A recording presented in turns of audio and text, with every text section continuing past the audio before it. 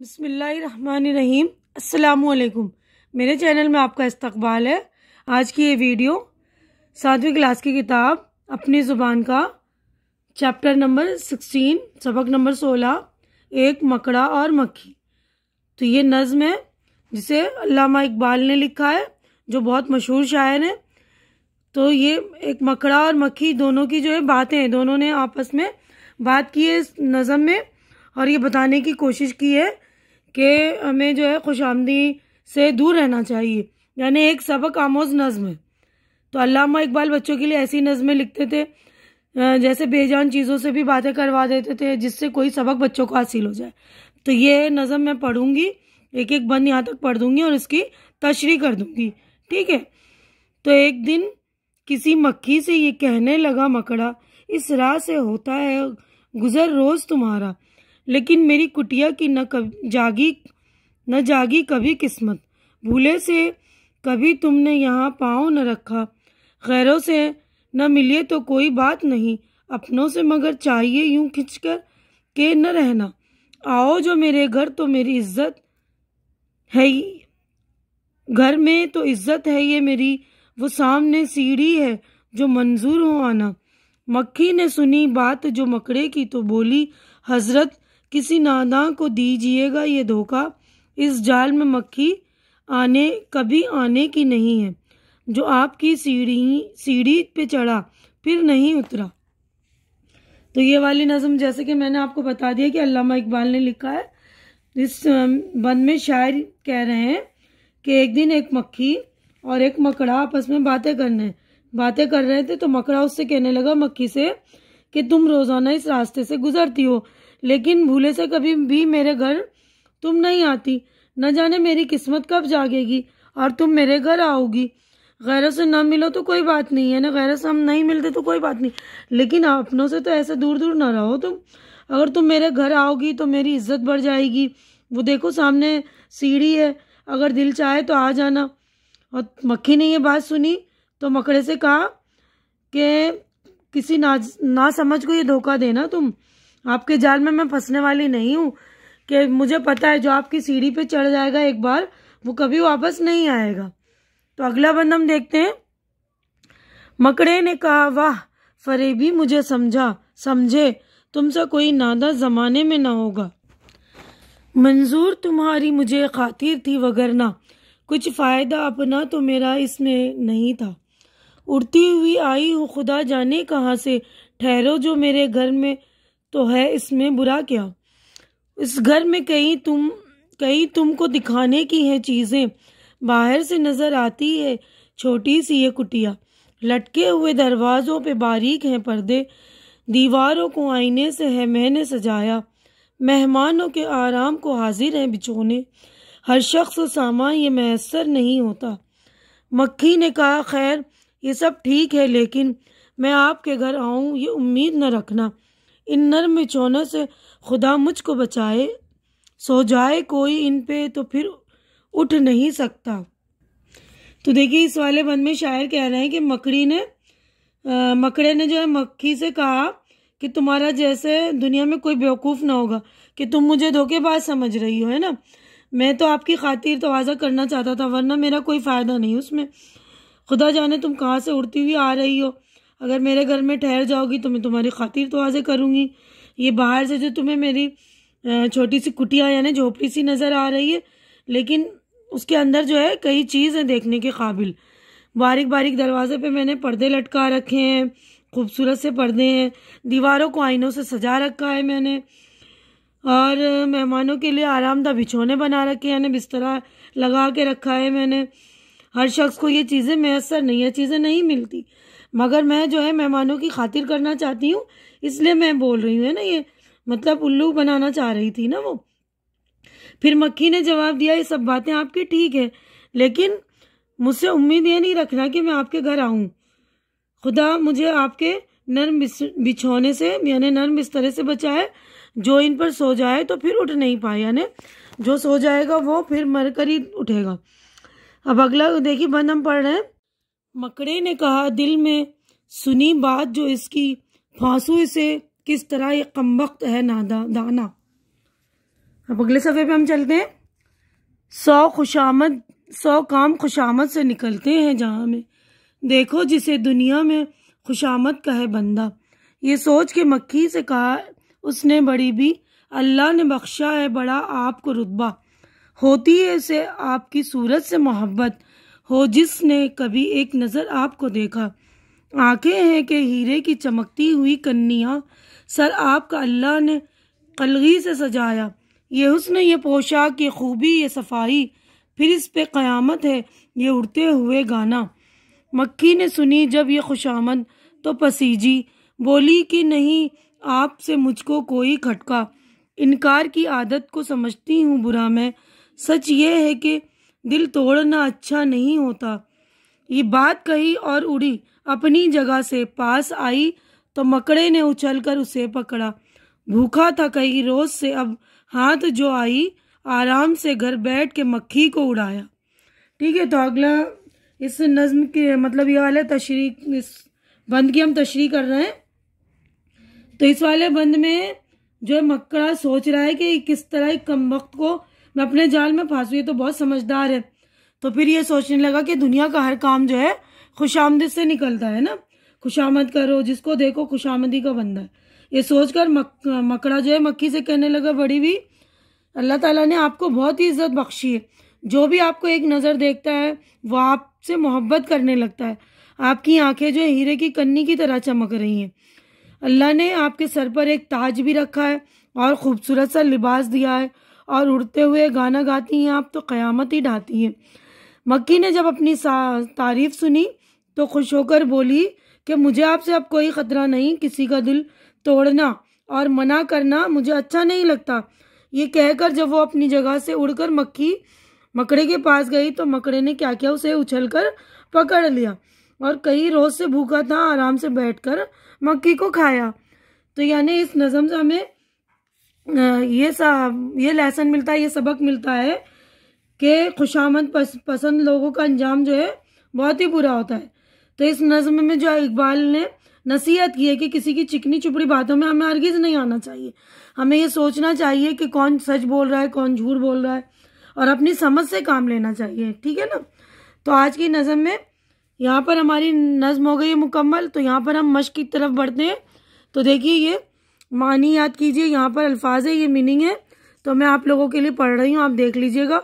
कुटिया, झोपड़ी, खिंच के रहना, दूर दूर रहना, खफा रहना, फरेबी, मक्कार, दगाबाज, धोखेबाज, धोखा देने वाला, खातिर, लिहाज, वगरना, वरना, मयसर, हासिल होना, मुहैया होना। अब अगले सफ़े पर हम चलते हैं। दाना, अक्लमंद, होशियार, दर्जा, ओहदा, मुनसब, कन्निया, कन्नी की जमा, कीमती पत्थर का टुकड़ा, कलगी, बाज परिंदों के सर पर ताज की तरह चंद पर सजे होते हैं, वो पर जिन्हें बादशाहों के ताज या टोपी पर सजावट के लिए लगाया जाता है। पसीजना, पिघलना, नरम पड़ना। अब देखिए अगला है, यहाँ पर सोचिए और बताइए। तो यहाँ पर हमारे जो सवालात क्वेश्चन शुरू हो गए हैं। तो ये जवाबात भी मैंने आप लोगों के लिए रेडी कर दिए। देखिए 5 सवालात हैं, तो इसके जवाबात मैंने आप लोगों के लिए रेडी कर दिए। मैं पढ़ रही हूँ। देखिए पहला सवाल है, मकड़ा मक्खी को अपने घर क्यों बुलाना चाहता था।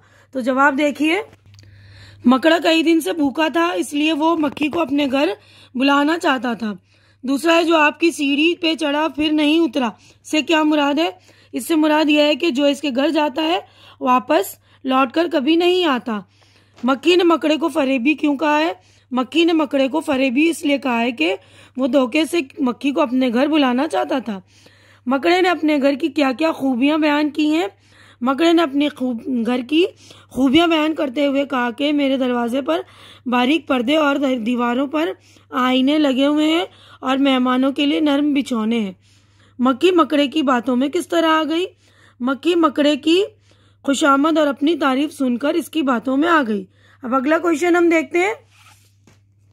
देखिए ये मिसरों को मुकम्मल करना है, तो नज़म से ही मुताल्लिक है ये। तो मैंने मुसरे देखिए मुकम्मल कर दी, यहाँ पर लिख दिया, आप लोग देख लेंगे। मैं पढ़ रही हूँ। इस राह से होता है गुजर रोज तुम्हारा, अपनों से मगर चाहिए यूं खिंच के न रहना, उड़ती हुई आई हो खुदा जाने कहाँ से।